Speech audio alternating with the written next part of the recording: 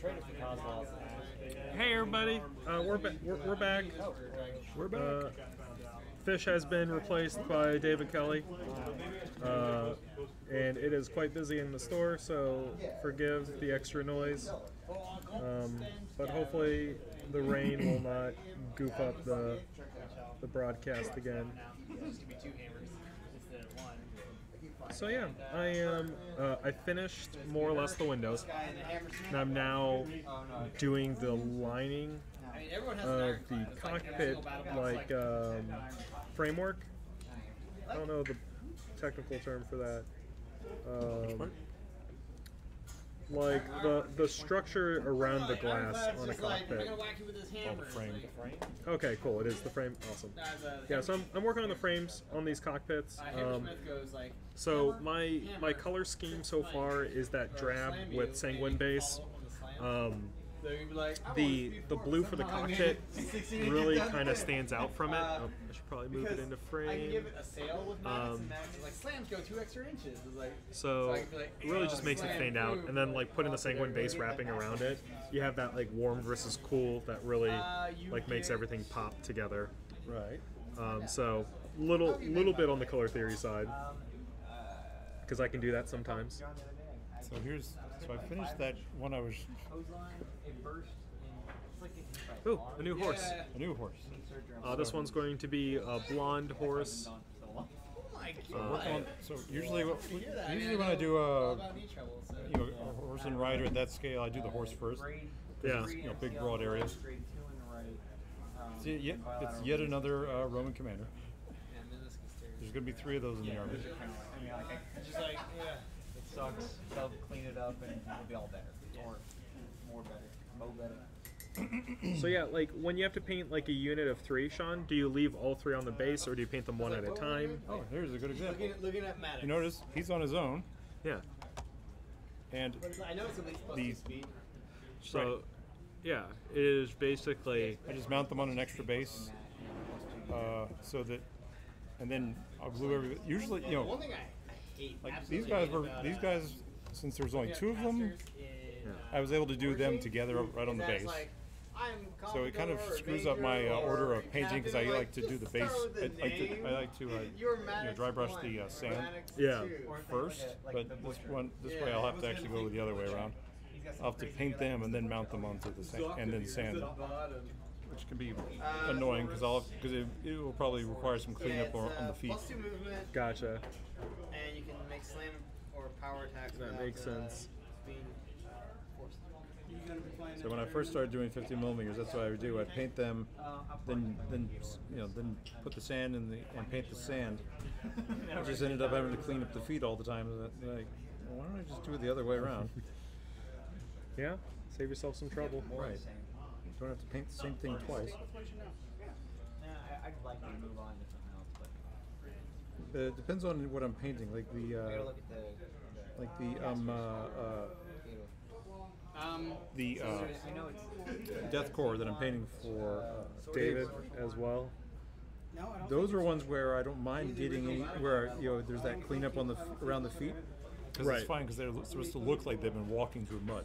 So actually, it plays to that. So I'll do the base last and then let the dry brush get on their shoes, so it looks like their feet are just dirty.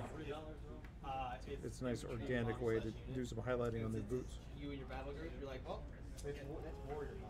Yeah. So you're just like, Last on myself. cockpit.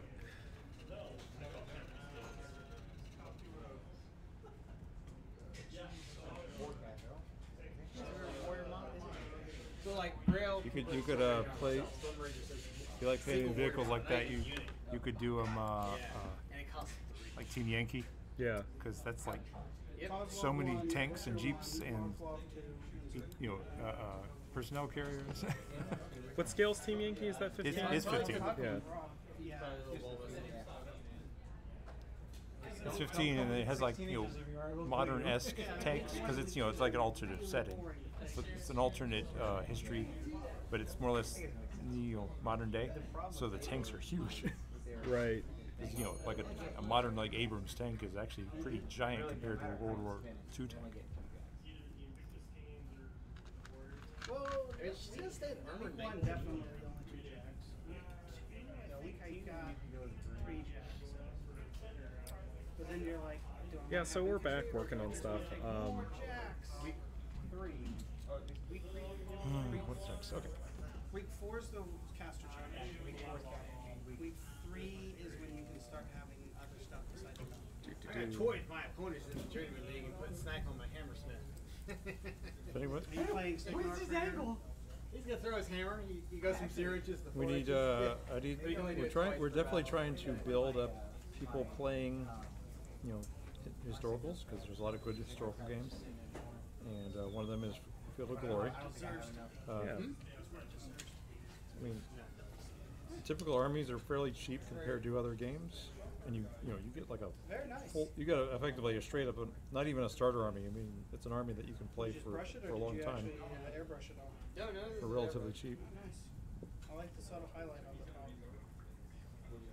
And the rules for that are actually universal enough that you could, in theory, have any army versus any army, from ancient to medieval.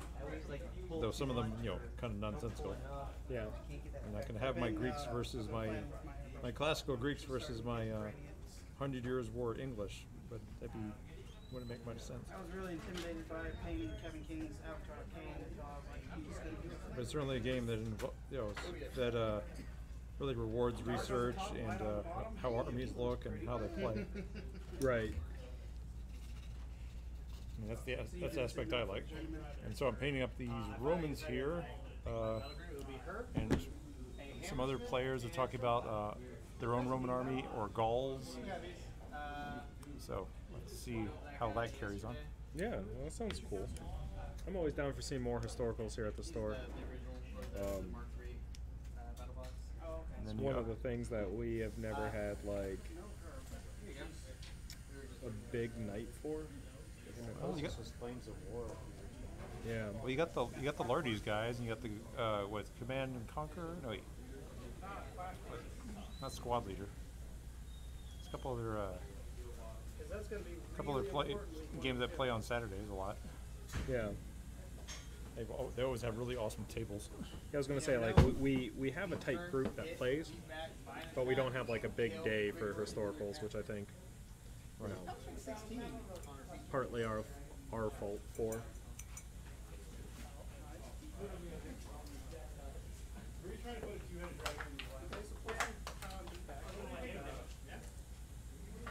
Definitely gonna make her So, working on this stuff, basically still trying to get a lot of the base coats on here, and just trying to get the units done and get a nice even coat on everything.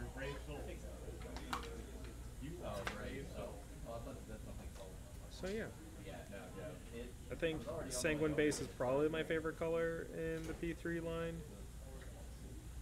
I put that on everything. Can I have a speed 6 hammersmith? It's Texas Pete. It's my Texas Pete. Right. It's a good one. I use that for any kind of large red area. Yeah. Even if I'm going to go much brighter red, it's just such a good base. David next to me is working on Protectorate, so like Sanguine base is a shoe-in, right? Do your Protectorate in the traditional scheme? Usually, yeah. I usually do one traditional scheme, and if I have a second unit, I'll swap it. So it'll be mainly Sanguine base with. So I'll do like Sanguine base with the robes and cool. white trim. So you can still tell it looks like Protector and it'll blend in with the rest of it, but Yeah. it looks different. You can easily differentiate between two different. So I'll do that if I have a second unit with somebody. That makes sense. I'll swap the color scheme. So make that primary, secondary, secondary.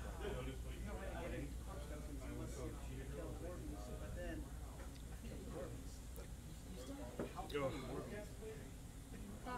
one of my older ones, so you can kind of see how my color mixing and stuff has gone through the years. Yes. So let's say I knock down your Stormblade. Yeah. Take him out. Oh, sorry, painting off stream, guys. I'm in the process of painting the engine slash fuselage for these guys. Do you think it's worth putting any exhausts on those things, or are they going to be too small? You're going to notice it. I'm probably going to be crazy and do it paint into everything. Sometimes the smallest things you do for yourself. Like no one's gonna see this guy's eyes, but I'm gonna paint him. But these guys are like super great if all you want to do is like block in the colors and then like wash and dry brush up. Like, yeah, you could save your real effort for your big monster. Exactly.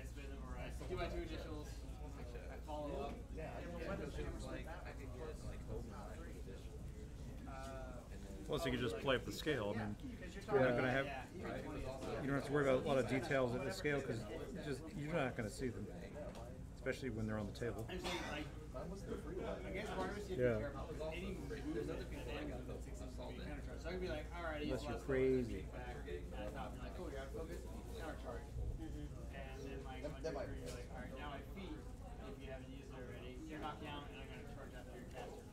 Then again, my Flames of War Germans have the emblem on the side of their helmets. Oh yeah, you paint those all in? Yeah. No decals, just all freehand? Decal? They don't make decals that small. Fair. Not for the helmets. That was fun because he was like, gotta hit those booster buttons. Just his defense and swarm on him. So John, is it gonna be done on Friday? Or This Friday? Oh, yeah, Done enough to play. Working on this guy. Oh, right. Because I'm looking forward to playing this game. Yeah. Those tanks, those tanks remind me of a toy. Did you remember a toy growing up called Megaforce? No. Yeah, I remember Megaforce. Do you remember that? Yeah. Oh, these miniatures remind me of that. Sure. I mean, Megaforce had those just kind of big blocky tanks and yeah. The ones that had like they were functioning. There was one that was tank scooper. Yep. And another one that was like a helicopter. It opened up and then you could have a helicopter landing pad. Yep. I had those. At least I don't remember which ones I had, but I had some of that line. I think we almost had all of them except for maybe maybe one, 2 or 1. So, and that was like with the really big one or the expensive one. So. Yeah. But no, I'm really looking forward to it. Now, when I was a kid, I had a lot of the Ultraman. Yeah. When I was a really young kid, I grew up in Hawaii, so of course there was all sorts of Japanese TV shows. So Ultraman and like the Gotcha Man. Oh, wow. Mizor Z? Yep. And they would be broadcast in Japanese, so I didn't know what was actually happening on the show, but it was awesome. Yeah, I have a good love for anime, or some anime, not every anime. But I guess that's true for across the board. This was back in the day before it was called anime. It was just called those cartoons from Japan. How did anime get its name? Do you know what the history is behind that?